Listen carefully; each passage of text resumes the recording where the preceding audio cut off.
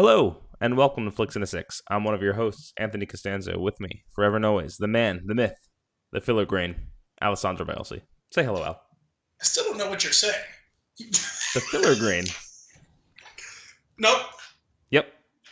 Okay. It's one of the items that I have on my list. It's one of the things that came up in an episode that I said, you know what, I'm going to call you this one time. And I put it on the list. And it's the first time I've consulted the list in a very, very long time. Because I usually come up with them on the fly, which is why they're not that good. So on this week's episode, my idol lives on. We hop on the runaway garbage truck on fire with more DCEU news. We lead up to the Oscars, all before diving into our flick of the week, Lady Bird. But first, Al, what are we drinking? We are drinking Jack's Abbey Craft Lager, Red Tape Amber Lager. Those of you who've been listening know that we drank a Jack's Abbey a couple weeks ago, the IPL, I believe. Mm-hmm. So now we're going to drink a different one because we like that one so much. Cheers. Cheers. Very thirsty.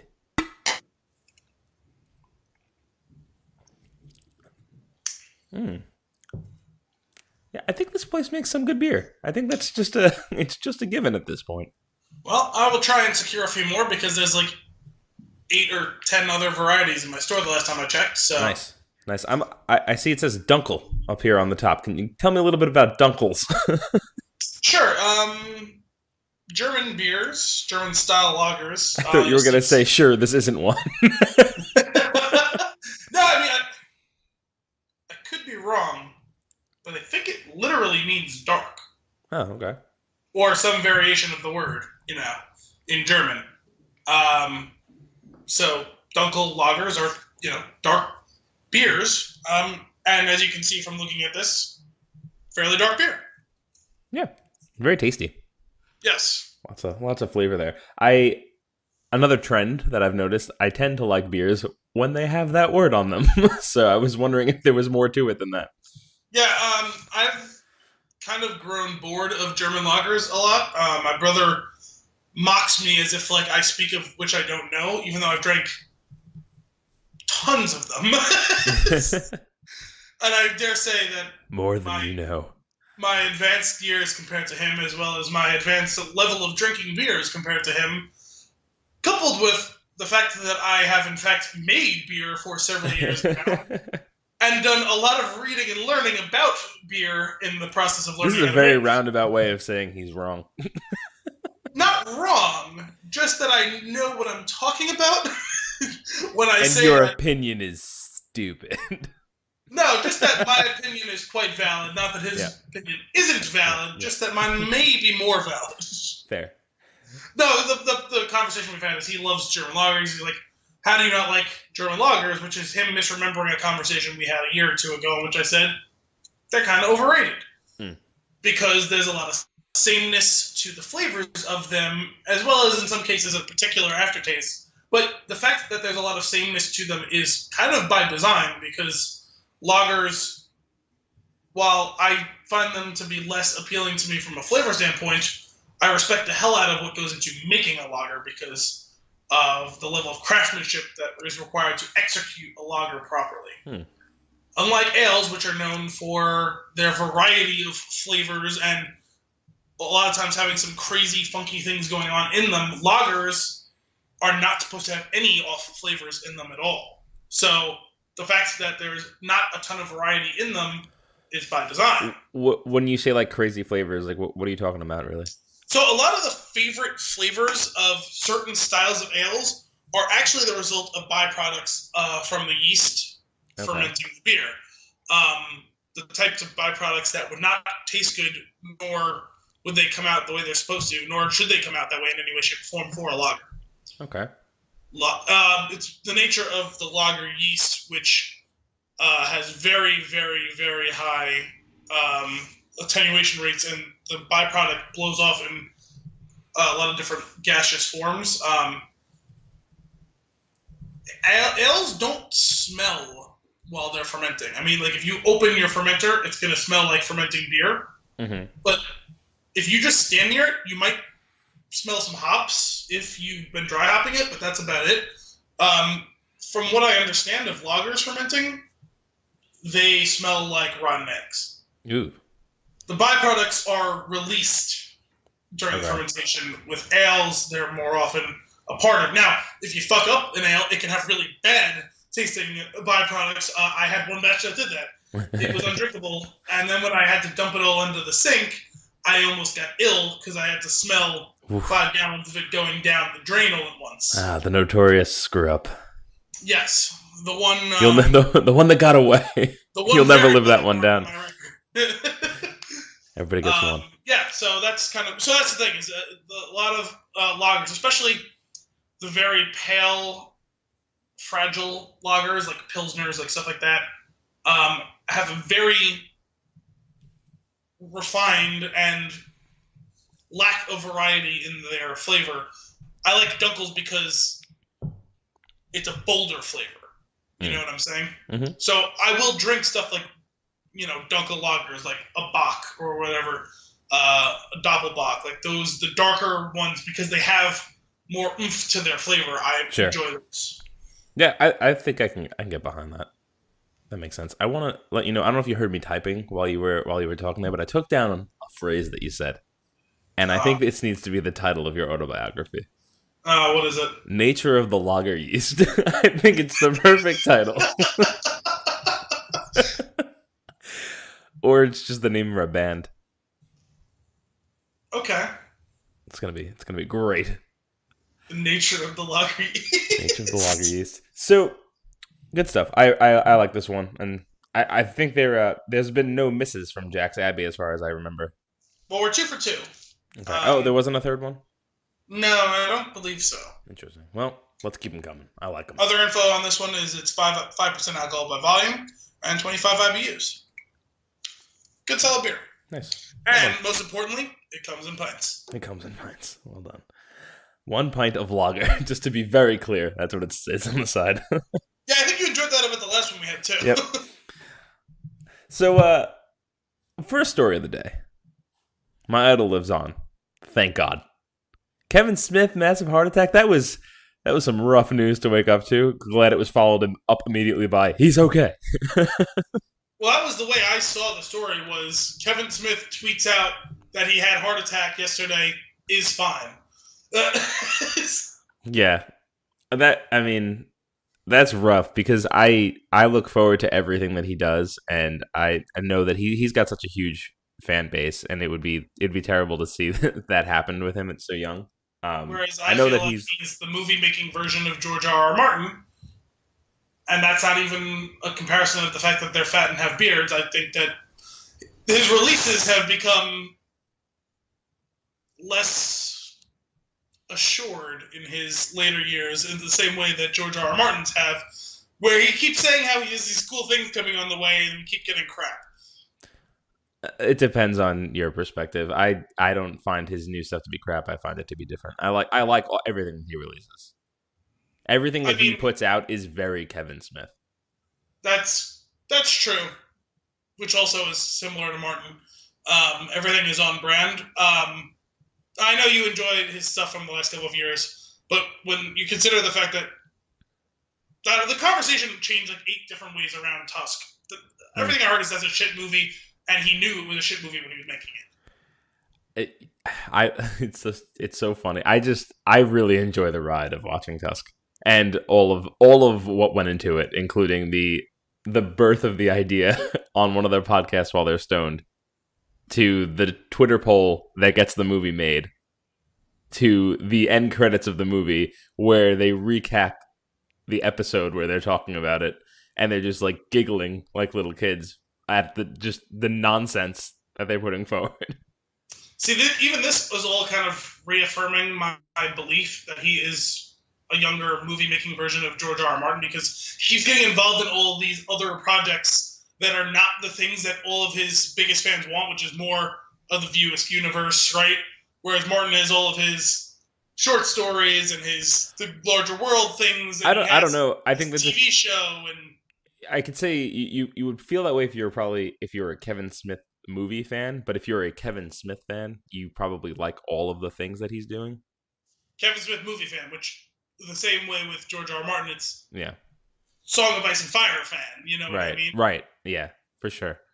No, that makes total sense. Yeah, for me, it's just I don't know. I've seen him live a couple of times, and he's hysterical. He's motivational. Like he inspires me to do creative things. And honestly, there's no podcast without him.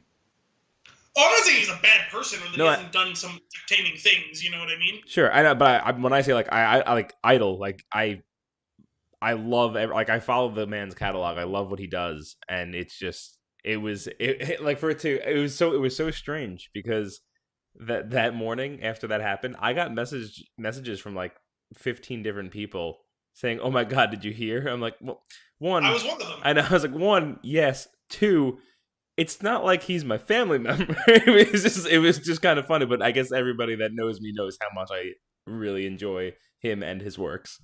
I do, unless I know you would have been devastated if you found out that he died or something. I mean, you message me, which makes sense, and then like I'll have like a random coworker message me while he's on vacation. I'm like, that was sweet, but I'm okay. Well, for me, I mean, like you said, it makes sense. It's just one of those things. Like whenever we see things of interest to each other or both of us, like we send it to each other. So a lot of times we bring it up for these things. This is the perfect format for it as well. Yeah. But it was more of like a, oh my God, he almost died last night type of thing. That was just terrible. I was just thinking like of all the things that I want that he's been working on or like thinking about that we wouldn't get if that was the case. And I was just like, oh man, that cut deep. But he's okay. He's all right. So we'll see. Hopefully he's probably too okay. He's already joking about it.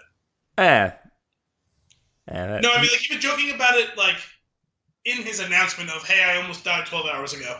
Right. There's in one of his posts from earlier today, it was just like, it was another heartfelt post. He does a lot of them. And then he was just like, signing off on the bottom, like, from 2-day vegetarian Kev. or something like that, which is just really funny. I love listening to, like, all his different podcasts and stuff like that, just, like, usually like he's got so many of them that I feel like you can't follow them and like pay full attention to them, so they tend to play a lot of background noise for me, like while I'm working on something that I don't need to be too focused on or things like that. It would be terrible to see those things go. Yeah. So wishing him the best. Sure. Moving on to the next topic.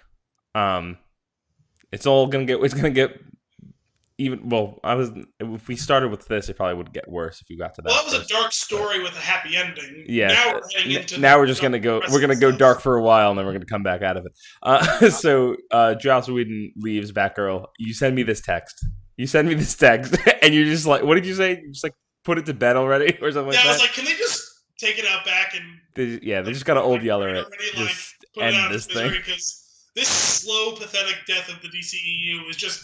It's honestly making me sad now. Like, yeah, it reminds me of a scene in Family Guy where Peter's shaving the cat. Are you familiar with the scene? I guess I am. Peter, stop doing what you're doing. Yeah, like it's just when he accidentally murders Quagmire's cat and he keeps killing it, and he's like, "Don't worry, he's got 9 lives. 8, 7." So good. That is absolutely how I feel about this. And then, so you sent me that, and it followed up with an article that I was reading about Aquaman, and like some pre-screening feedback from it. Yeah. And it's like fans generally like optimistic or positive about it, and it was just like, why? I'm just looking at my phone, shaking my head because I've read this story 2 times in the past year and a half, 2 years with Justice League and Batman v Superman, or however. Like Wonder Woman was one of them, and that one was good. that one had a different tone. That one was like raving about this movie. This one were positive feedback. Blah blah blah. It's not the worst thing we've ever seen. Right, right. Which is fair, but stop. Just stop. Doing what just end this because it's done now. See, I was thinking as soon as you said reminds me of Family Guy, but what I was actually thinking of was, and I don't even watch the show, but I've seen the GIF a million times online, is the Simpsons one where it's all the kids surrounding, and what I don't even know what's happening, and the one kid says, "Stop! He's dead already!" It's like they just carry on beating the dead horse. Like, that's what I keep thinking every time they keep telling me another story about how pathetic and dying the DCEU is. I'm like, it's dead. Can we just treat it like it's dead and not that it still has a chance of surviving? There was one of the articles, because I've read multiple articles that reported the same thing, because obviously that information came out about fans like loving this or thinking it's good, whatever. It's not going to be good. Well, no, I think it was executives got to sit down and watch. Like, no, this was from fans perspective and fan feedback, and it was really funny because one of the articles that I read, I knew going in because I've read, I can't remember which, I have the wrong one saved here because I can't remember which one it was from, but I know for a fact, like, they feel the same way that we do about the DCEU. So, like, it's usually comical when they write about it. So it was like fans react positively to, early scenes of Aquaman, and it just says like ... cool, and like the rest of it is just just bashing all of this nonsense that's been going on. But sounds like I wrote it. Yeah, exactly. I was just like, yep, that is pretty much the key here. And then it's funny because it brought me to this other article that I found interesting, and it was let me pull up I read it on Esquire by Matt Miller, and it was from the perspective like why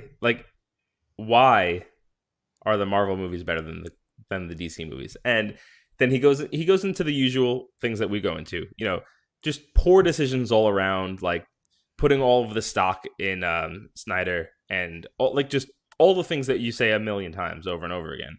But then he goes, let's put all that aside. Like here's and gives another reason for it. And his reasoning is that the DC characters are not built for the screen.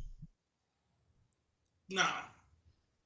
I don't. What are you saying? No, you disagree with him, or no, yes. They're not. No, I disagree with him. Okay, I got this. I had the same reaction. Well, here's one thing: all of the characters in Marvel and DC are the same. If you didn't know that, right? You haven't watched and or read any comics, and admittedly, I haven't read too many of them, but I've familiarized myself with some background stuff as they continue to go on and announce these movies being made. And I saw some of the cartoons when I was a kid. Like, I'm functionally aware of the big players in all of this, right? Mm-hmm. Yeah, no, that's a BS excuse. And I even agree. Saying trusting Snyder, I mean, you guys realize, like, he made a really popular comic book adaptation movie and a somewhat popular comic book adaptation movie before he ever did Man of Steel. Mm-hmm. Like, in 300 and in Watchmen. Yep. Like, it's not like he doesn't know the genre. Like, he can do it. And maybe his vision wouldn't have worked out, but the thing is, following his vision could have been functional. It may not have been as good as Marvel, but it shouldn't have been this train wreck.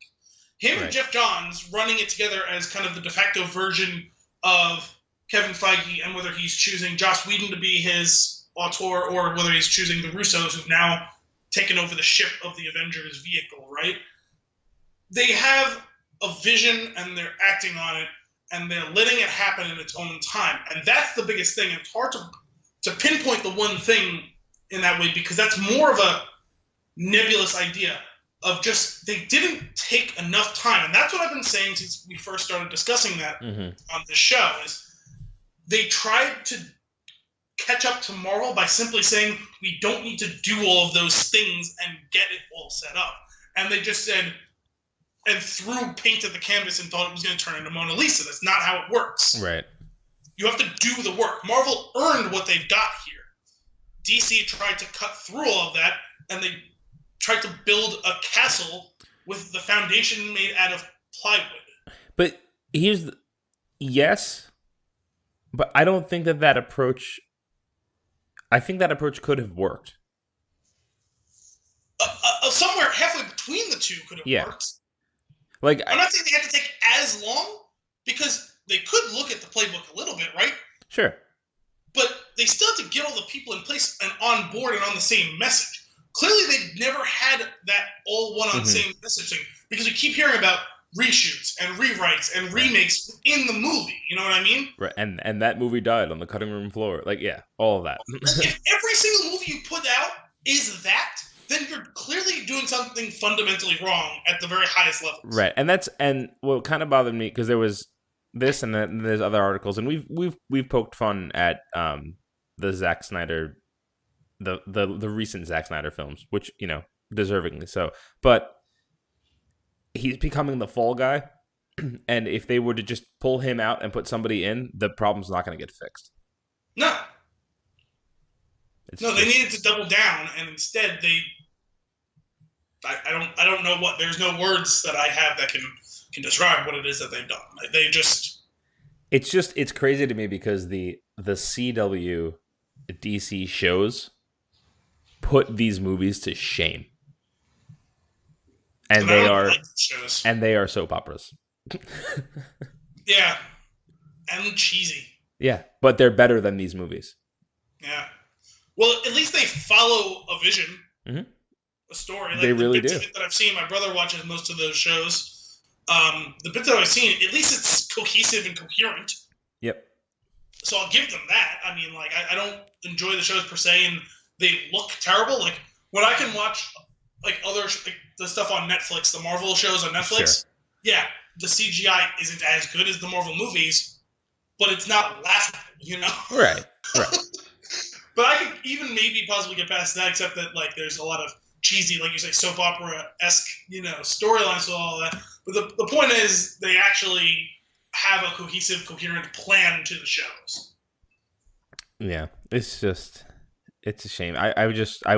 There's some really cool stories they could tell in that universe, but it's too far gone, and they need to fix it by resetting. And I know we hate reboots that happen all the time. Like a lot of things don't deserve a reboot, don't need a reboot. It's like, just stop, like, come up with an original idea. But the problem, there's so many good stories that can be told and that can be put on the screen, but they're not going to get there. And if they get there, they're going to screw it up if they keep it in this universe. Yeah. And which is just really unfortunate and upsetting. I mean, that's what's going to happen to Wonder Woman. Yeah. Sad. But this leads me into my next thing, and it's like, it's superhero movies in the Oscars. So something that you actually brought to my attention that I didn't know was the case, and then did some reading on it, was the whole Dark Knight thing, where as you mentioned, the Best Picture nominees were extended because that year there was a lot of backlash that it didn't get a nomination. Not necessarily that it would have won, but it should have been recognized. Yes, kind of thing, which is cool. I really like that. And then that's a mark, right? That's like, oh, okay, this is a big deal. This is a genre of movies that is near and dear to our hearts, and it's like, oh, this created a movement because there was, people really, really liked this. Critically acclaimed, fans loved it. It was amazing. Other Oscars won in the superhero area. The Incredibles won for animated film. But then going on, there's Logan is nominated for Best Adapted Screenplay this Sunday, which is going to be. I think that's awesome that it's there. Marvel is doing this now with like Logan, and DC could have been doing it, but they just went the complete other direction. And now you have Marvel that can put something like Logan forward because they're like, oh, well, that's not even Marvel though. That's Fox. Well, sorry, the Marvel properties. Yeah, is really what I'm getting at. Which it's just, I feel like they could totally do it with DC properties if they did it right. Well, remember, this started with a DC property, The Dark Knight. Right. It's there. But this whole thing, like this whole what's going on in the DCEU, it will pull this whole thing back down. Mm-hmm. Because you're going to say, oh, a superhero movie? What, like one of those Justice League movies? 2 words. Suicide Squad. Did you see that movie? Why you gotta do me like that, Al? So bad. But it looks like there could be a turn, but I fear that it won't. And they're saying that potentially Black Panther will get recognized at the next one, which would be cool. That would keep it on track for recognition. But how many more DC movies are going to come out between then and now and hurt this category? One. And I'm pretty sure it's enough. or just more news about it, and that'll be enough. That's true. You know, unless it's like, you know, they canned it, they realized they were ruining the film industry. Oh. Maybe it's time to reconsider. But it's just silly. It would be really crazy if Logan won, and well deserved, because that movie was just was that good. Good one. I feel like I had one more thing I wanted. Oh yeah, leading up into our Oscar stuff. So Al shared this video with me earlier today, which was hysterical. Which was it was like an animated short of the characters in The Last Jedi. Well, it was a follow up to like anyone who's heard of the How It Should Have Ended like series of movies. And they did one about The Last Jedi a few weeks after. That one was really good. But this is a continuation of that because it's the same people doing the same voices, same characterization of those Last Jedi characters, talking about how they weren't nominated for any of the major Oscar categories. And yeah, no, it was spot on. I acted so hard I was one with the Force. That was so good. And then I love it, just like, you know, it touches on a lot of really funny things. Like Luke's like, but like, why are we nominated? We're critically acclaimed, and like points to it. And she goes, you know, sometimes the critics don't like exactly what the fans like. She's holding up the Greatest Showman, and she's hiding it off screen. Not just that, but he says, look, we're critically acclaimed, and he's pointing at it on Rotten Tomatoes. It was like a 91% by critics. Yeah. And you can see on the side of the screen, it shows like a 40-something right. from fans. And they just slowly edge the camera so you don't see that anymore. It's really well done. If you should check it out. If you could link that in the description for this episode, it's definitely worth a watch. But about Star Wars. So here's the thing. I loved The Last Jedi. I really did. I wouldn't nominate it for Best Picture. I wouldn't nominate it for Best Picture. No. I wouldn't have been terribly surprised if someone like Mark Hamill was nominated for, you know, Best Actor or Best Supporting Actor, whichever it would show up as, or Daisy Ridley or Adam Driver. I wouldn't be surprised if any of the three of them had been nominated. I don't see it. Granted, Daniel Day-Lewis was nominated. And we're not going to get into that again, but that movie was shit. Didn't he say that? He goes, I acted so hard that I died and became one. Oh, yeah, he says something about it. And he says, meanwhile, just because Daniel Day-Lewis was making a bunch of dresses, he's going to go home with a award. Right. I don't know. I don't think, though. Again, love the movie, love the characters, thought the actors were fantastic. There's nothing about any individual one that I think would stand out enough to get a nominee. Also, they kept taking shots across. They kept taking shots across the bow of your boy Hans Zimmer there, saying how we were only nominated for VFX. Oh my god, that was so good. Score. Well, yes, naturally, of course, we're always nominated for that. He goes, meanwhile, Hans Zimmer was even nominated for Dunkirk, and all he did was fall asleep on a church organ. That made me crack up. I think I actually lost some water through the nose on that one. That was actually really funny, because I also, because when you send it to me, I listen to movie scores while I'm working a lot, and of course, I mean, he shows up a lot. Yeah. And the Dunkirk soundtrack showed up as well within this whole time frame, and it was just it was perfectly timed. It was as if you waited for me to be listening to just the right moment to send the video, which was really good. But that was, oh my god, it's really funny. You should check it out. Moving on from Star Wars, our flick of the week is. Wait. Oh, you have something? Yes, I told you I had a couple of little things. Oh, Al's Nuggets. What's your name? Because I beat you to it. Al's Nuggets. This is going to be a new segment going forward. Al's going to have some things to talk about on each show. Not going to tell me what they are up front, and we're going to check in with Al's Nuggets. For the record, I vehemently disagree with the naming of the segment. And as the man in charge of the recording, I veto. You can veto it, but I am on the record having stated that I disagree with the practice. Anyway, Your nuggets? Speaking of things important to and interesting to Yep. us and hopefully our audience, if you're listening, hopefully you like some of the same things we do. Star Wars Rebels is coming to a close next week.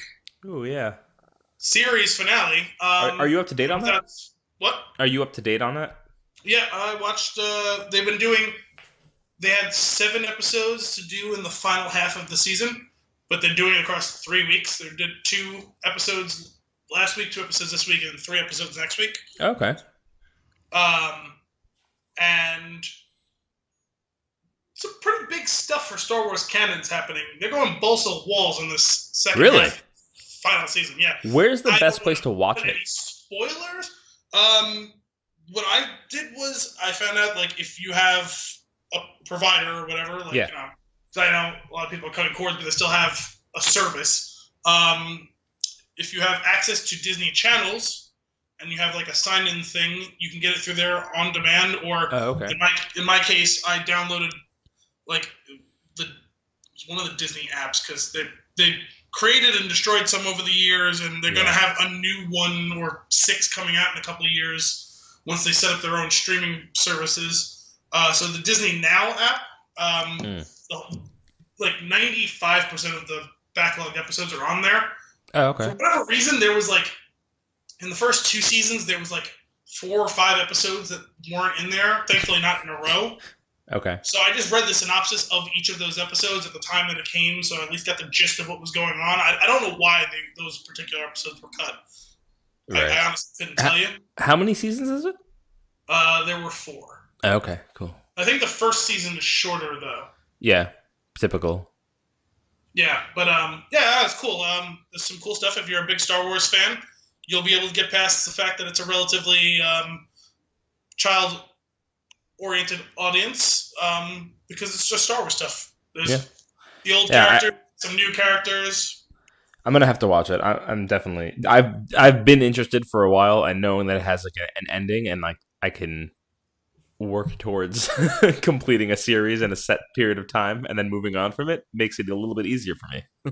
The really cool thing I've thought about the last 2 seasons of the show is that we're finally getting a better sense of where it fits in the hierarchy of the Star Wars canon at large.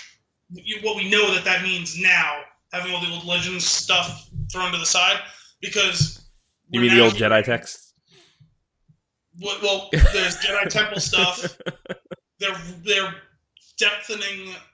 deepening our understanding of the cosmic force and the force as a mystical energy as opposed to midichlorians. Mm-hmm.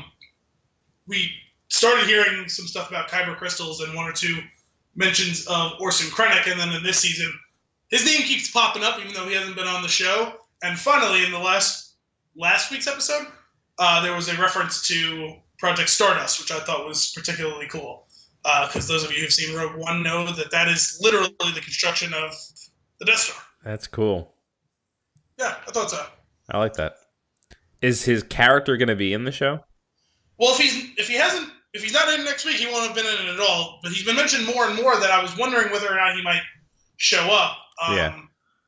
But I suppose maybe we might get a glimpse of him at the end. But the primary Imperial adversary that's been on for a while now is Grand Admiral Thrawn, who was revived from his death in the Legends era and brought back into official canon. Although I imagine he probably won't survive because he's such an important character that he couldn't survive the Imperial era of the original trilogy and not show up in the new trilogy if he had survived. You know what I mean? Right.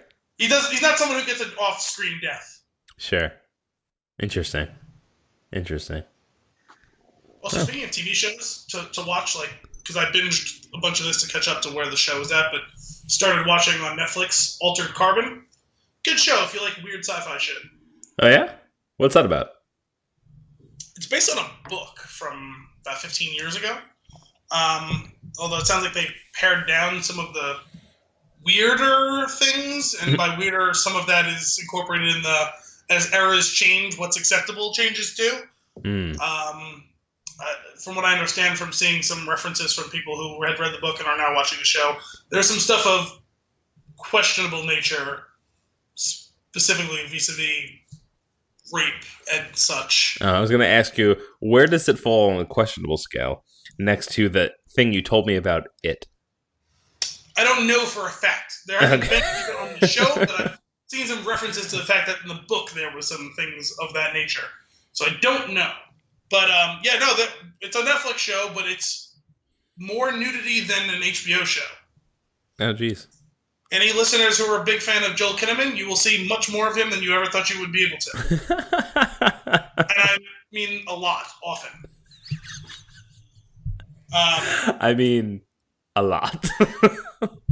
And often. Jesus.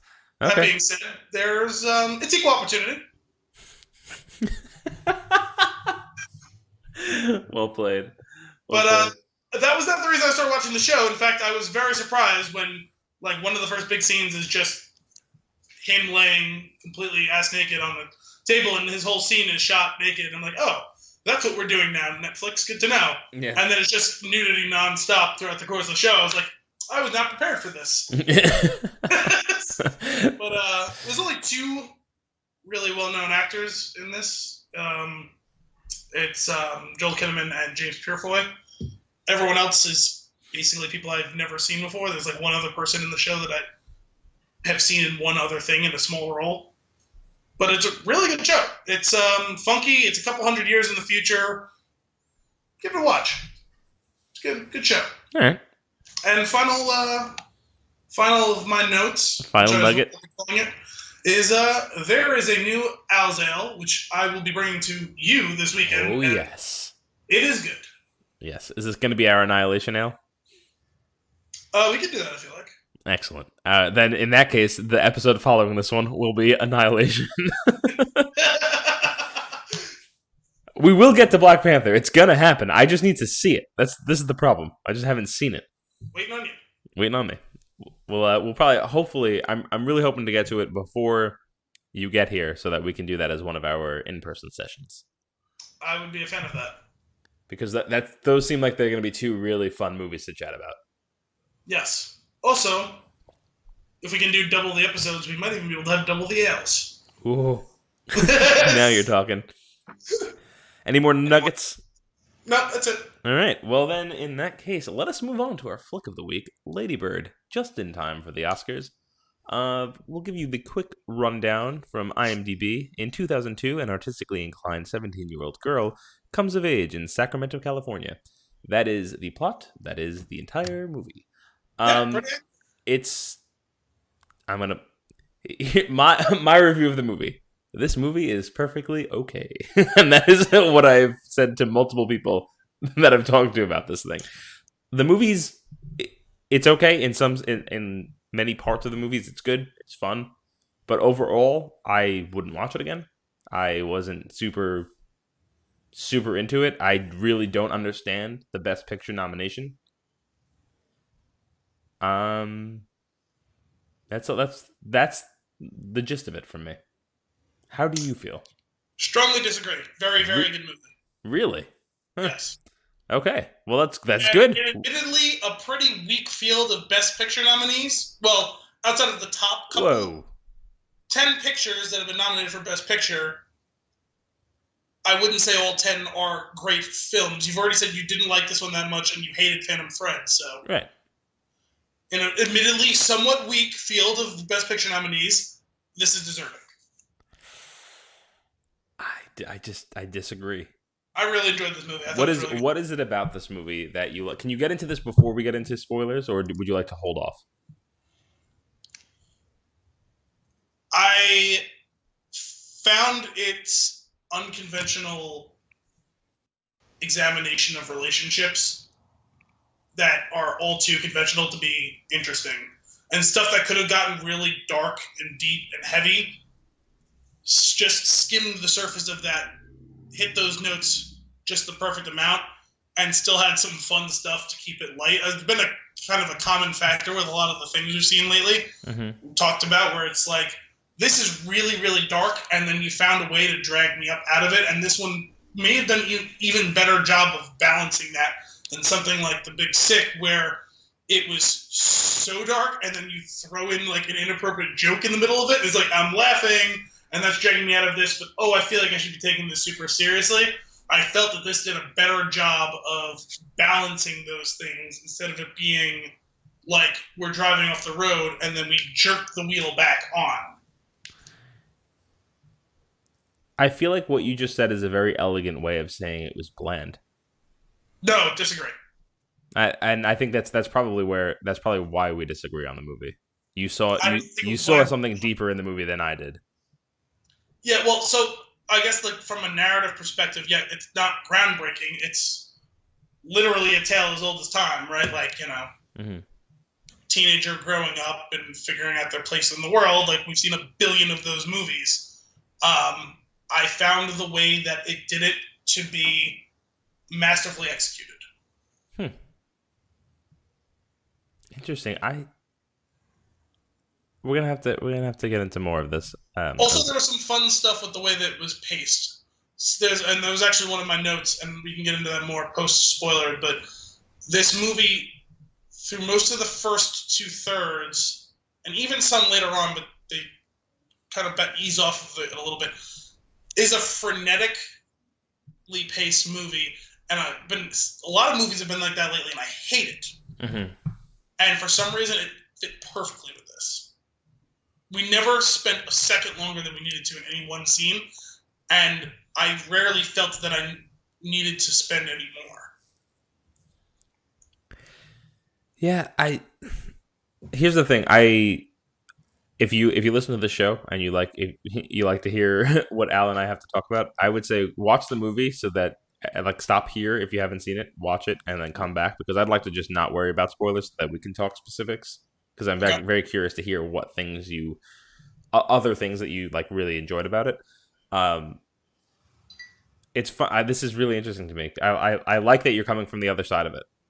Yeah, because we rarely disagree. Yeah. This much. Usually it's like about facets of stuff, but our overall impression is pretty similar. And here's the thing that's going to be difficult going forward. I'm a generally optimistic person, and I try to find the good in things. So the majority of my notes are the positives, which is really funny. I will say that my negative feeling towards this movie is just, it's my overall impression watching it. That I think part of it is the hype around it, and I was expecting this movie to be great because of the things that I had heard before I watched it. The Best Picture nomination, I always have a high hope for a Best Picture nomination. I felt I was really snubbed by Phantom Thread, and this one, it's not that this one wasn't like offensively snubbing me, but like that other one, it just didn't land. It didn't hit the mark for me. See, it's funny. A lot of times when a movie like this, especially since this one was released as more like an indie thing, and so we got. The hype machine was going for a long time before we had the ability to see the movie. Mm-hmm. A lot of times in that case, I will read a lot about those movies, even though I try absolutely to read nothing that has spoilers in it, so it's impressions and stuff like that where, there may be specifics, but none of it is giving up plot points or anything like that.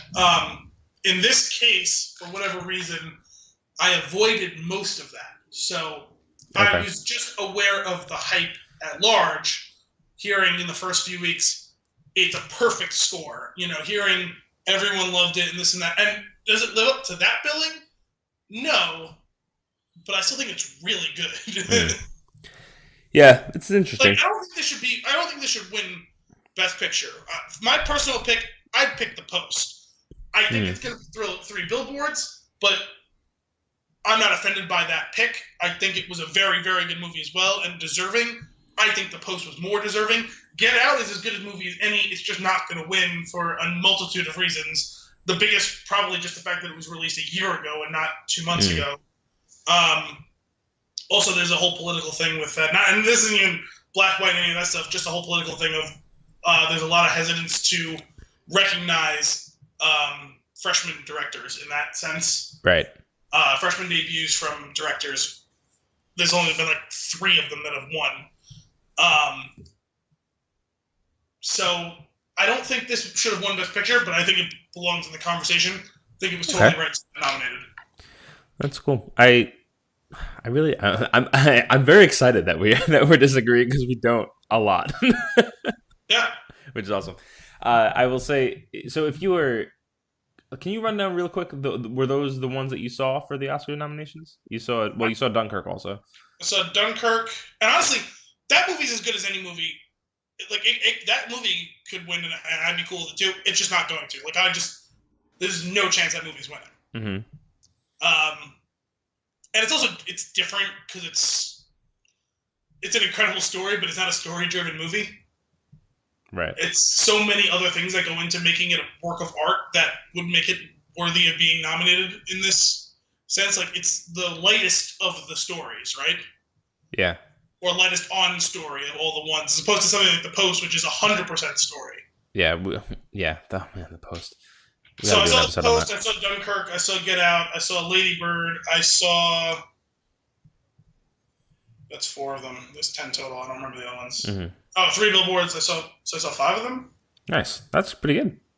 I didn't see Call Me by Your Name. Yeah. What are the other ones that were nominated? Darkest Hour. Didn't see it. Didn't see Phantom Thread. Didn't see Shape of Water. There you go. That's the rest of them. Yeah. Yeah. And sorry, what did you say your pick was? My pick would be The Post, right? I think that's the best movie. That's good. I like that because I like going into the Oscars and having one that I really, really want to win and the one that I feel like is probably going to win. So I mean, I would guess that 3 Billboards is going to win based on all of the communication around it since it's come out and like all these award shows.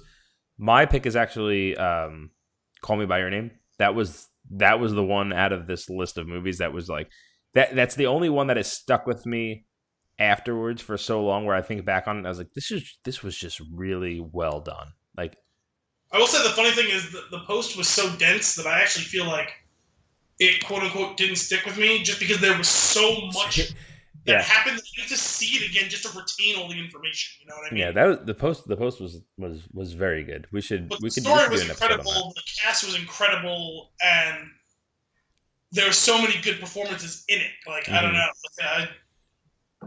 For sure. But so, okay, then let's get back to Lady Bird. And from this point forward, there's going to be spoilers. We're just not going to worry about it so that we can talk realistically through it. I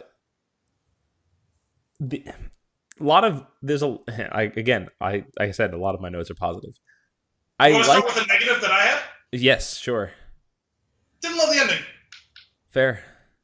That was the only part of the movie that was flat to me. The last 10 minutes of the movie. Yeah. Yeah, I guess there's a lot. I feel like there is a lot of things that are going on, and you're following this girl's life, or in this small piece of this girl's life for a while, and then you just get that, and it does just kind of fall off at the end. Well, you know what it was is, like I said, like the pacing of this movie, and I'd like to talk about it more. Not even with this point, we can talk about it after. It was so fast, like everything is just moving and cascading, and then that flattens out and slows out a little bit as we get into the nitty gritty of what the crux of her actual growing up was a little later in the movie. But it was like this head of steam that's being built to the point of them dropping her off at the airport. And from the second the mother came back and came into the airport and met with the father, from that second on, couldn't care less what happened after that. Like, honestly, the movie could have ended there, and it would have been like, yeah. That's a good point. I wonder if that would have changed my perspective. Or even we could have gotten like one of those like super cliche, a better version of like the super cliche, like the calendar like in the background like fluttering away, and then like her making the phone call from the end to the mom.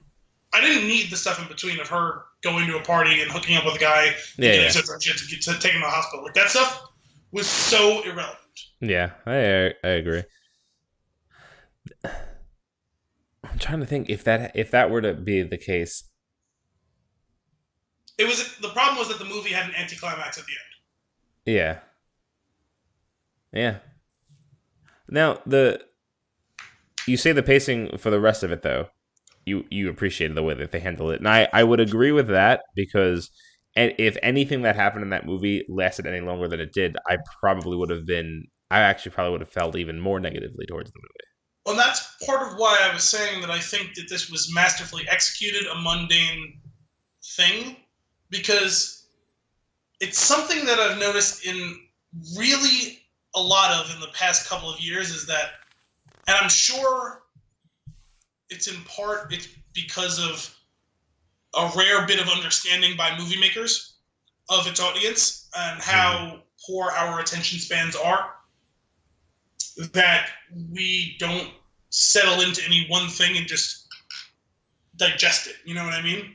Right. So some of these movies are doing that. It's like, okay, we're doing this thing, then we're doing that thing, then this thing, then that thing, and it's paced, and this is what we're doing. We're always moving forward. We never just get to sit and enjoy. Like, it's something like The Godfather couldn't be made now because of how many scenes you just sit there and are saturated in the moment, right? Mm. And it's a tremendous, great movie. It just couldn't be made in that way now because people don't have the attention span to do it. But on the other hand, a criticism I had of a movie I liked a lot, The Force Awakens, was I kept feeling like after the first couple sequences, I was like, can we just spend like another 3 or 4 minutes where we are right now? Like, I feel like you're pushing me out the door. Like, I want to see a bit more of what's going on in Maz's place there. And nope, it was blown up and we're going to leave. Like, I want to see more of Starkiller. Nope, and we blew up Starkiller Base. Hey, like, Han's big ship with the crazy fucking tentacle monsters and this weird faction of gangsters who want to kill them all. That was like, oh, and we killed all the monsters and people, and we didn't blow this thing up, but we blew out in hyperspace. Like I kept feeling like, can I see more of what's going on? Like, I feel like there's something in that room going on that's kind of cool, and I want to know. And that alien's cool looking, and he's gone. He doesn't matter. And 10 years from now, I'll find out that he had a cool name, I guess, in some weird canon thing. But like, that's just the movie that sticks out the most to me. But there's a lot of movies that I feel that way about in the last 3 or 4 years, and this movie did that even more dramatically. But they kept giving you just the right amount of information in each one, where it's like, I am not really interested anymore in what's going on here. This was the perfect snapshot of this time and place in this conversation. And the first half or 2/3 of the movie is like that. Some scenes lasted like 3 minutes, and it's like, we're gone. It's a new week. It's like, okay, cool, yeah, that's kind of all we really need to know about that. Like, and like, in that case, it worked really well in building this tension as we see. It was almost like watching a flip book of a relationship between her and her family and her friends and this and that, where we see all the things we need to, but it's sped up. And it's like watching the flower grow in a flip book. Mm-hmm. I don't know why it really works for me in this movie in a way that it doesn't work for me in a lot of other movies. Cool.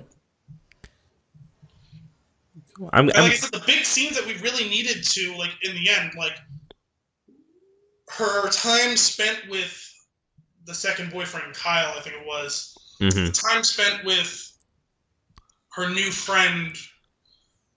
No, Julie was the old friend. I forget the new friend. Julie's a rock star. Julie was hysterical. Yeah. The other one, Jenna. Like, her time spent with Jenna as she's trying on this new persona of being a cool girl, you know what I mean? Like, yeah. Some of those scenes, like the whole thing, like leading up to prom, like the big moments with her and her mom where it's like really the important conversations, like those are the ones that we actually get to wait around in a bit. And even there, we don't spend a ton of time with. We just spend enough that, like, it's like a physical pause, and we can take a break, and we can look around and say, this is what's going on here. And the reason we're spending more time here is because there's something more that it needs to tell us. And I realized that I just talked at you for the last 3 minutes. No, that's fine. I like positivity, so I'm glad that you liked it, and I'd rather you talk about liking it, because what I don't like is somebody that has a negative opinion like mine in this case, and doesn't really have. I can't back it up with anything but my emotion watching the movie. I was not. It didn't do much for me. Which is, yeah, it's not to say it's not valid. But it is harder when it's. So I know I've had that too, where it's just like that didn't work for me, and I don't know why. I just know that I don't like it. Yeah, that's what I like what you're talking about, because you're explaining. I can see why someone would like the things that you're saying, but there's nothing particularly compelling about the story to me, especially when compared to the other stories that I'm getting to be a part of with the other movies. Yeah, well, I guess it's because this movie is a mundane story. There's not really any other way around it. I mean, there's some kind of cool bits here and there, but it's a character study through studying the characters, not through studying their story. Right. Yeah. Oh, speaking of the characters, there's I want to point out a couple of things that I really enjoyed about the movie. First, let's get it out on the table. Yep. We've had trouble with pronunciations in the past. Sure. So full disclosure, in the way that I looked up Gal Gadot when we needed to a while back. Yep. I looked up. Well, I knew, or at least I thought I knew, and I was close, but I was slightly off. It's Saoirse Ronan. And it's Timothée Chalamet. Okay. This way we don't have to worry about stumbling over it, because up until I looked up those names, I had been stumbling with those names. Is it Saoirse or Saoirse? See, I thought it was Saoirse, but it's Saoirse. Okay. Interesting. And I watched herself say it in her Lady Bird and Kyle. Thick Irish accent, which is incredible. Like, you could almost not realize she's not a native, like, speaker of, like, American English in this movie. Like, it only slightly broke, like, 2 or 3 times in the movie. Sure. And even then, not nearly enough to pick up what it was an accent of, just like that there maybe was, and it's only because you knew there was ahead of time. I watched her give an interview, and that was where the clip I saw her say her name, and her accent is so thick that it's got, like, the Irish affectation of you really chew the words and spit them out. You don't just flow and talk. And I was like, oh my God, how does that thing become a functional? Like, she speaks really quickly in some of these lines in these movies. Like, ow. That's funny. In my head I was just replaying the Gal Gadot video. Yep. Really good. That was one of the highlights of recording this show. But getting to your point on characters now. Sorry. One thing is the relationship between the daughter and the mother juxtaposed with the relationship of the father and the daughter is really that I enjoyed that a lot. Yeah, I mean that's the vast majority of this movie hangs on those relationships, especially the one with her and her mom. Yeah, and it's so funny because like there's with her and her mom there's like it's not physically violent, but it's like hostile and violent, but also love. And then with the dad, it's just like tender and emotional. Yeah.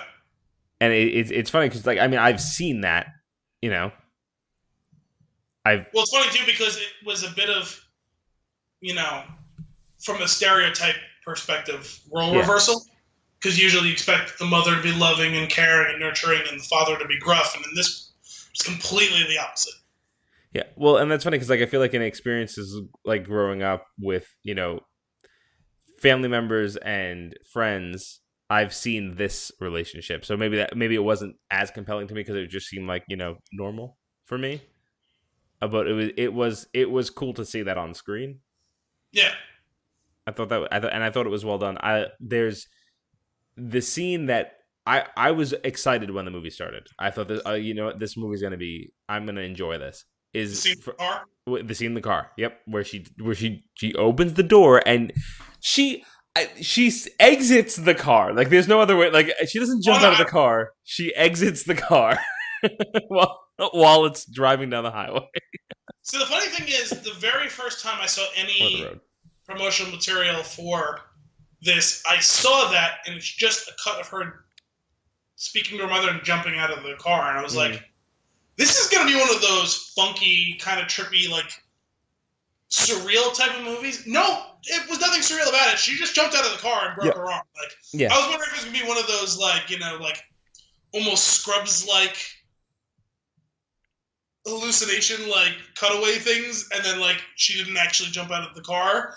Nope, she just jumped out of the car. Like, it happened, she broke her arm. Yeah, like, they open the door and gets out, I'm like, I get it. This one's dramatic.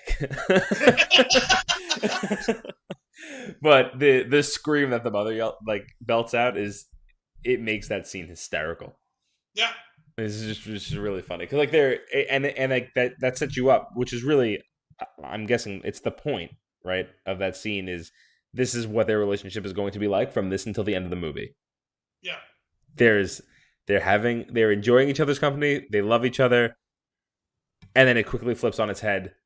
But they still love each other. But God damn it, I hate you sometimes. And it's just like I don't even want to be around you. I'm going to leave. I'm going to exit the vehicle, and that is basically what she does by the end of the movie.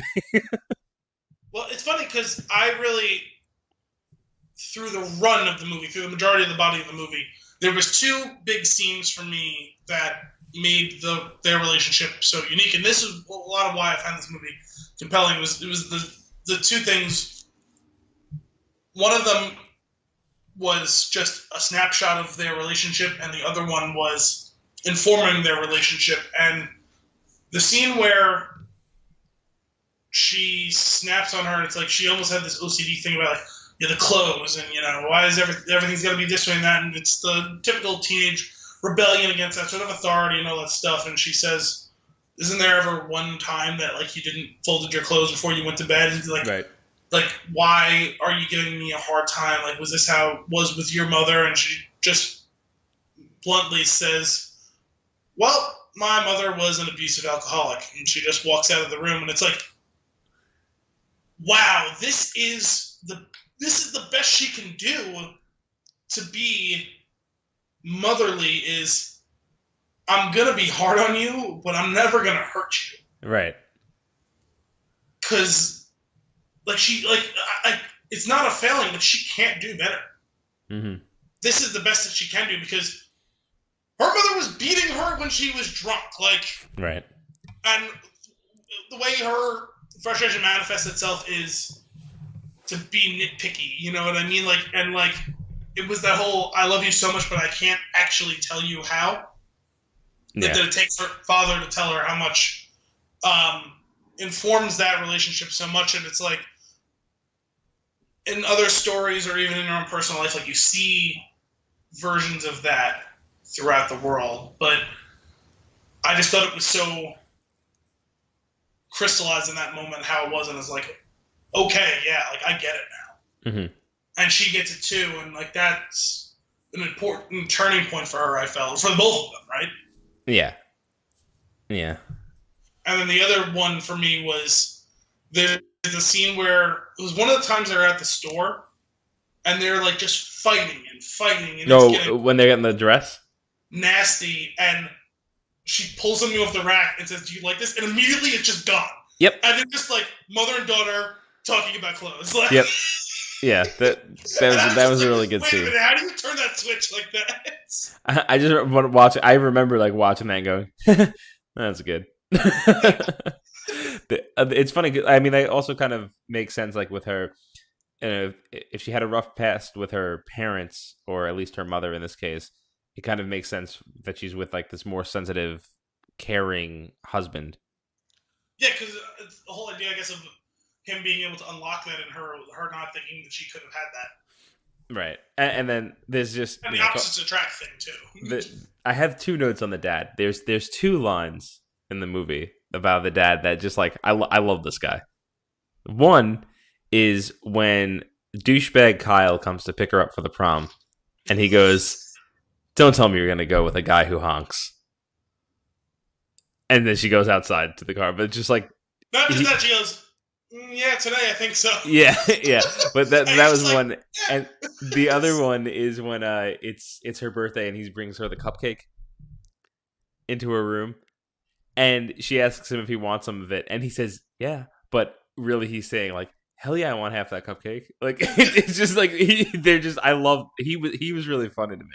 Well, it's great because it was like informed by that scene earlier when she goes with him for his like interview, and he comes down and she goes, "How did it go?" And he goes, "Let's go get a big bag of Doritos and eat it in the car." Right, right. It was funny. It's funny that guy. I think his name's Tracy Letts. Mm-hmm. I've seen him a bunch lately. Like, never seen him before a few weeks ago, and then like he was a important character in a couple seasons of Homeland, and also he was in The Post. He was, I think, Fritz Beebe. He was a pretty big role in that movie. Wait, really? Yes, he was like I think he was her top advisor. Oh my god! The one that she kept asking questions of. Yeah, he looks very different in this movie. Well, he has a beard in this. He was clean shaven in that. Is he definitely in that? Yeah, The Post. Fritz. I looked him up because I was like, I saw him in two things recently. What is it with these actors in multiple Oscar movies? Well, hang on. That is one of my notes. Don't you dare steal that from me. Oh, okay. Because he was in those two things. Lucas Hedges was in like three things. He was in this. He was in 3 Billboards. He was the son. Mm-hmm. And he was in Manchester by the Sea last year. Last year. Okay, so he was in 2 this year. 2 this year and 1 last year. Right. He himself was nominated last year, right? I believe so. And Timothée Chalamet was in this and nominated for Calling by Your Name. Which, this kid, honestly, like I said, Call Me by Your Name, I'm obviously a big fan of the movie. He's the worst in this movie. But he's a really good actor. Like, he's really good. Because if you... Well, it's funny because this, he kind of parroted similar, and it's weird. I don't know why, but I always, like, make note of when I see a couple of people from one thing in another thing, mm-hmm. especially, like, if it's, like, I can't figure out what the common point is, like, if it's not the same director or same writer, like, but both Timothée Chalamet and Tracy Letts were pretty substantial roles in Homeland, though they never overlapped on the show. I always think that sort of connection point is weird, and all 3 of them are like Oscar movie whores the last couple of years, apparently, because they've all been in a bunch of different movies that were nominated for Oscars. I will say, he's in 2 this year. The other guy's in 2. Michael Stolbarg. I'm not sure how you say his name. He's in 3. I think. He's in 3 movies that are nominated this year. 3? Post, Yeah. Shape of Water, Call Me by Your Name. Didn't know he was in those too. Yep. He was in Fargo, the 3rd season. What's really funny is Kim and I saw those 3 movies one after the other, and it's like, it's that guy. Hey, it's that guy. It's that one guy.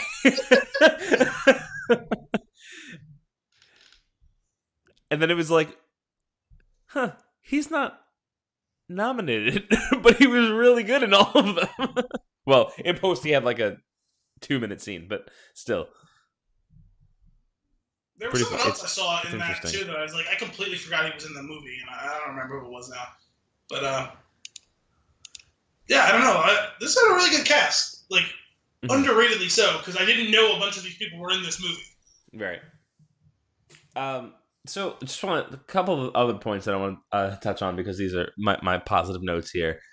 There's some genuinely funny parts of this movie. Yeah. Like couple of out loud chuckles. One we already talked about was the jump out of the car. I love that.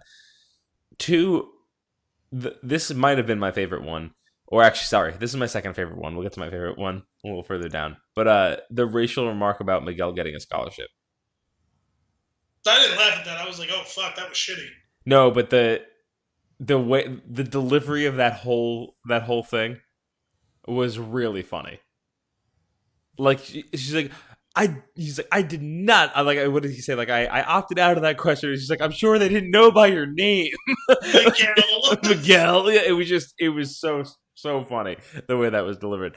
The other one, a couple of other ones here. Sister Sarah Joan talking to her after the thing with the car. Yep,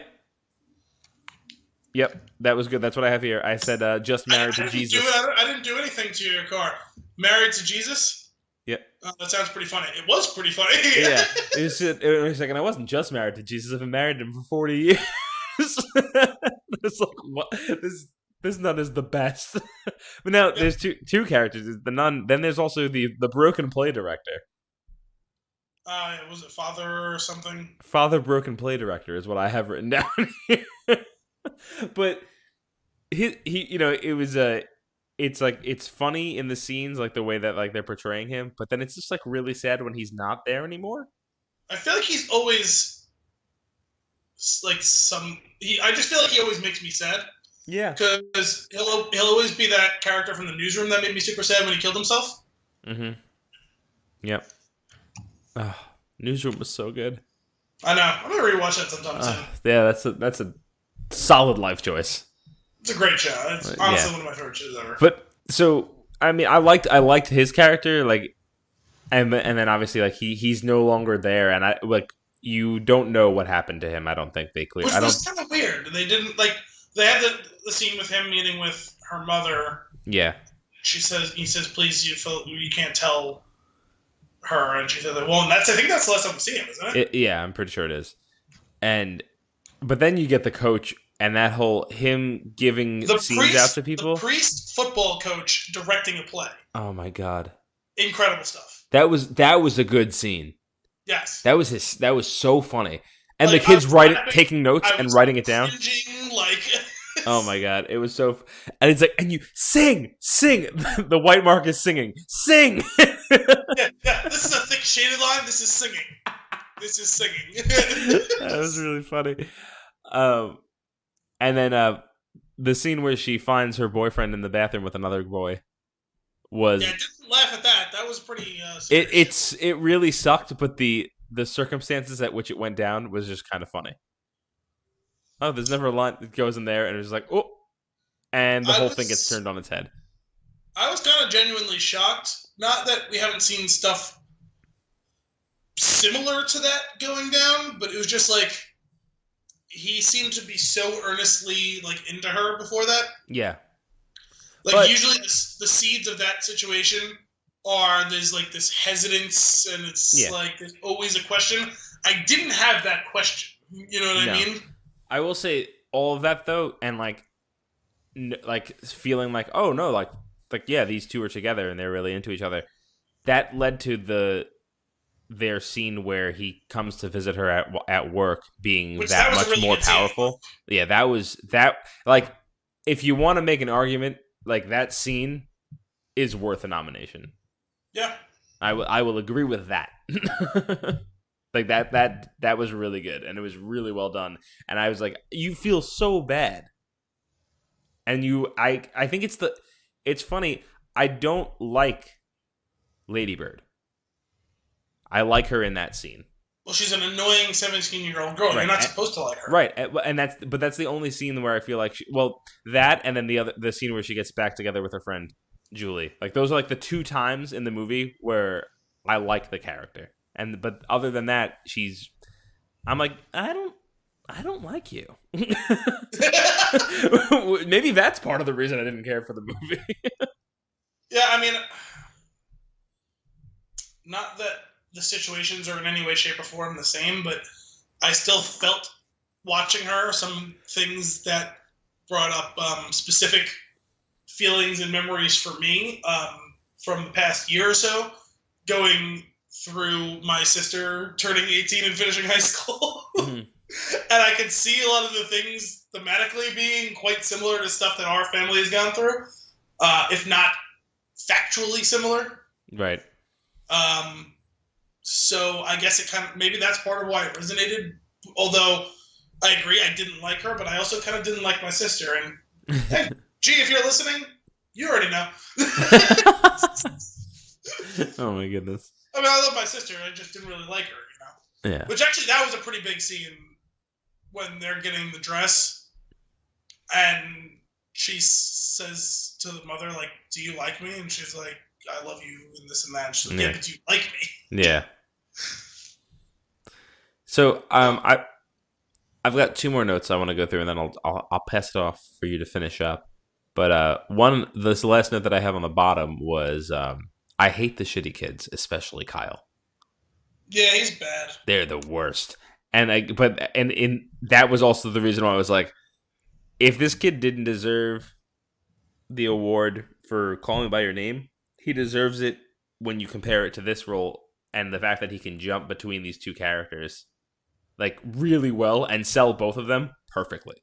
Well, that was, I guess, part of the reason why it struck me Tracy Letts' performance in this, because he's such a dick on Homeland, and he was kind of blusterer in The Post, and this he's just like this sweet, nice guy. I'm just like, wow, like I've never seen him play anything like this before. Like, that's kind of cool.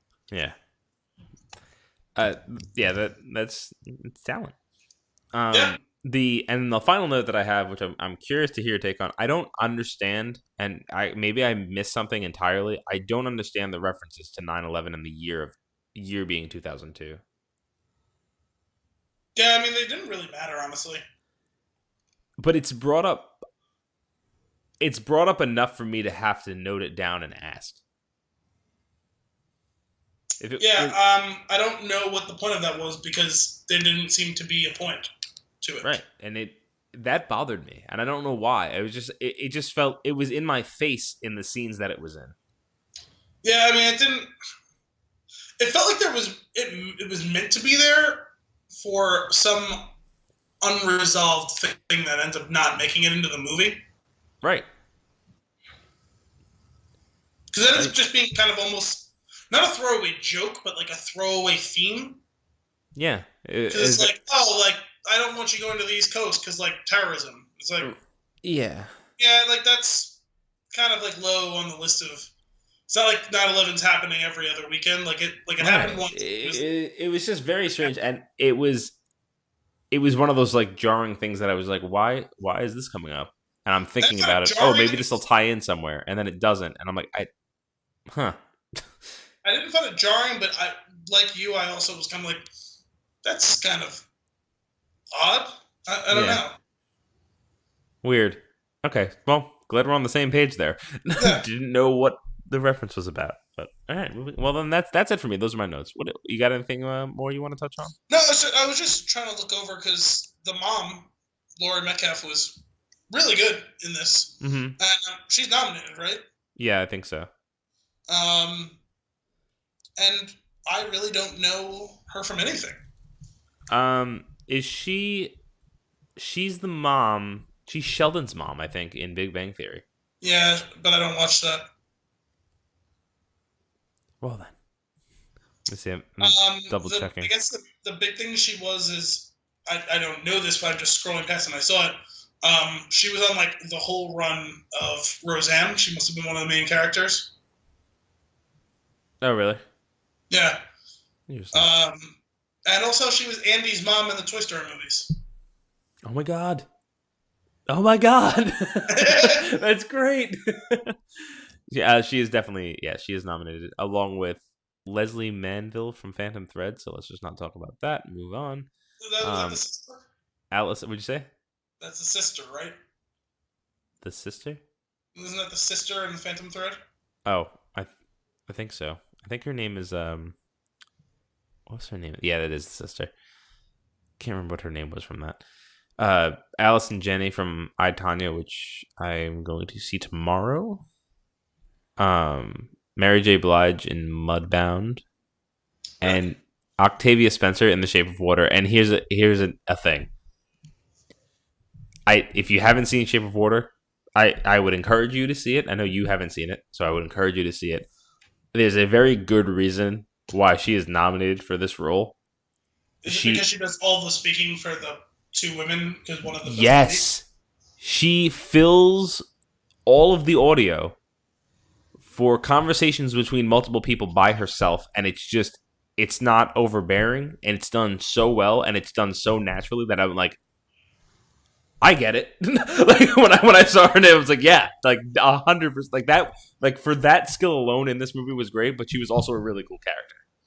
It feels like that's who that actress is. Like she's that important cog that always needs to be there. Like, you know, she helps just. She's the glue that holds everything together. I haven't really seen her in many things, but like I'm aware of her being in a bunch of things. It kind of reminds me of you've never watched BoJack Horseman, right? I tried. I couldn't get into it. Really, I really like that show. Well, I really like 3 of the 4 seasons of that show. Yeah. The 3rd season was super depressing, but the 1st season was excellent, and the newest season was excellent as well. And she reminds me a little bit of the way they refer to Margot Martindale on that show. She's like, do you know who Margot Martindale is? I don't remember now. It's been too long. Well, not from that show. She's a real person, a real actress. Yeah. No, I'm sorry. Okay, sorry. I know who that is. I don't know who she is on the show. Well, on the show, she's character actress Margot Martindale. And that's the only way they ever refer to her is as character actress Margot Martindale. I do remember that. Every single time they talk about her, and she's the greatest character on that show ever. And she's a great actress and character in everything she's in as well, which is what makes it so great. But it's great because it seems like she always plays like someone like uptight or something like that, and then just let her become a full-blown psychopath on BoJack. And it's her voicing herself, too, which is the best part about it. Like, right. I feel like that's kind of what Octavia Spencer's becoming, is like, she's becoming the new version of character actress Margot Martindale. Like, she's just always there, giving you that little bit of spice that you need to get the whole, like, dish working, you know what I mean? Yeah, that's true. It's so funny. But I again, though, the way that she holds the scene together and the way that she carries on a 2-person conversation by herself, but never making you feel like she's talking too much. Like it's really, it's well done. So you got to check that out. Yeah, it's one of those movies that I'll definitely get around to at some point. I probably won't see it in time for us to do a Oscars relevant episode per se. Fine. That's fine. Sweet. You got anything else you want to touch on? This was another A24 movie. Yep, I remember seeing that. Other than that, there was some kind of cool cast stuff about this. A lot of people that I saw that I didn't know that I knew from other things. There's that one random dude who was like, I don't even know if he ever said any words, but it was like her new friend's boyfriend who was friends with Kyle. Like, he was on a couple episodes of Fear the Walking Dead. I was like, I know that guy. I was like, see that guy from Fear the Walking Dead? Yeah, he was that guy who was on like 3 episodes. Great. What was his name? On the movie? Yeah. Or the character's name, the actor's name? I think the actor's name, the last name was Kipling, I think. Or maybe that was his name in Fear the Walking Dead. Shit. Oh. I was going to look him up, but that's fine. He was, let's see if I can find him here.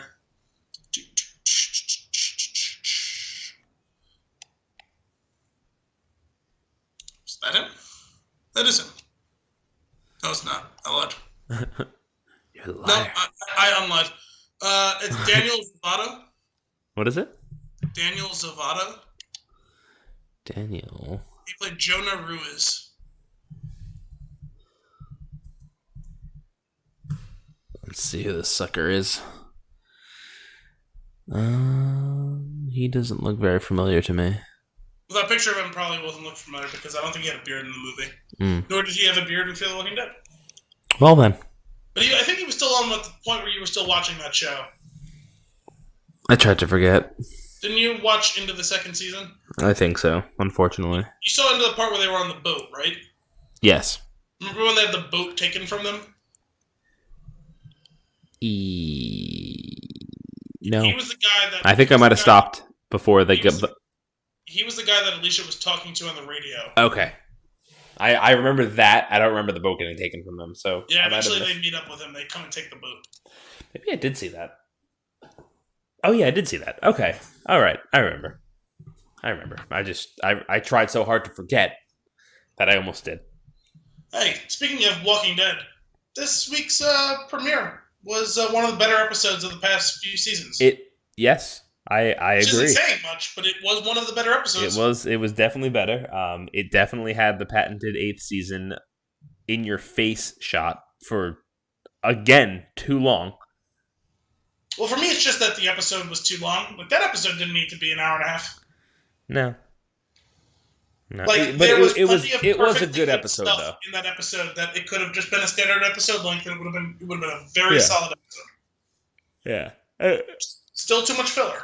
Definitely, but it was better than a lot of other ones. But man, God, I hate that show. I hate that. I don't. But I can't stop watching it though. You know what it is? I don't let it own me. I took the power back. I'm gonna watch it on my time. Oh no, I'm not I've watching done it on that. its time anymore. I do that as well. No, that's the thing. Is like me and like my family used to all sit down together and watch together. Well, my big thing was I really want to watch Talking Dead live, but I've given up on that just because that means I have to watch Walking Dead beforehand, and it's just not going to happen. So there's no like. Okay, I'm sorry. I'm going to go on a small rant here. At the end of this episode, the advertisements on that channel, we've talked about this at length, and it is. I wrote an article on it. They're horrible. The show can be slotted for an hour long and be 37 minutes. I think that I clocked it once at 35, I believe. It's like there was Could not have been that short. It was bad, Al. It was bad, and you know what's worse? I think the minimum for an hour long is it's got to be like 42. It was really, really bad. And here's another thing that bothers me. It's really dumb. And probably shouldn't bother me, and probably wouldn't bother me as much because I'm sure other shows do it, and I just don't notice because I don't hate them as much. But the fact that the AMC logo is on the bottom right of the screen, the entire show, like, I get it. I understand. You bought the property. Cool. Like, just, I got it. Like, we all know that this is AMC. Nobody doesn't know. Like, so just remove the watermark and let's move on. Well, I feel like a lot of shows used to do it all the time, and then a lot of shows got into the thing where they're just like, they occasionally flash it and then they fade it to black. You know what? That's more offensive. What? Putting it on the screen, any sort of animation related to the badge is worse than it being on the screen the entire time. No, because a lot of times they do it and it's very subtle. It's not subtle enough. Very visual person. When I see something move, my eye goes towards it. So basically, you're a Tyrannosaurus Rex. Yeah. Oh, and they're one of the worst offenders, that station, with the upped volume on commercials. Oh, definitely. And it's just, I'm like, what is happening right now? You're scaring me and my cats. This is not okay. Okay, first of all, the last 90 seconds, we aged 90 years. Yeah. I'm not sorry either. We're complaining about logos of TV shows, volumes on TVs, and oh my gosh, your show startled my cats. These kids in these TVs are too loud these days.